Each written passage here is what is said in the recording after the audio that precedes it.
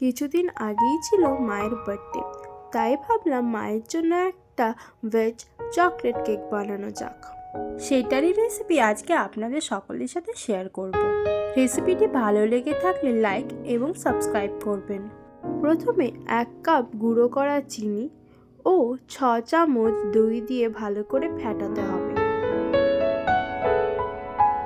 ভালো করে ফেটানো হয়ে গেলে তাতে 1 কাপ সাদা তেল ও 2 কাপ ময়দা দিয়ে ভালো করে মিক্স করতে হবে। তারপরে 1 চা চামচ বেকিং পাউডার ও বেকিং সোডা দিতে হবে। ভালো করে মিক্স হয়ে গেলে তাতে হালকা উষ্ণ দুধ দিয়ে আবার ফেটাতে হবে।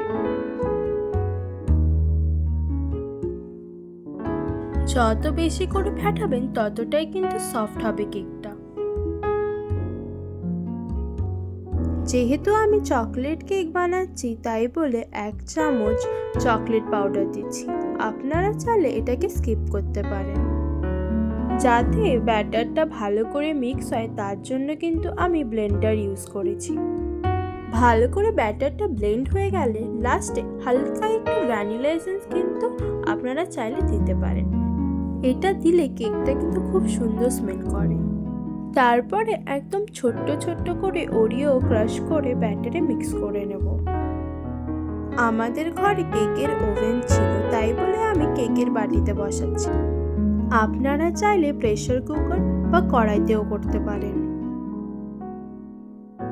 কেকটা হয়ে আসলে ঢাকা খুলে কিছু ওয়ালনাট আমি ডেকোরেশনের জন্য কেকের ওপরে সাজিয়ে দিয়েছিলাম।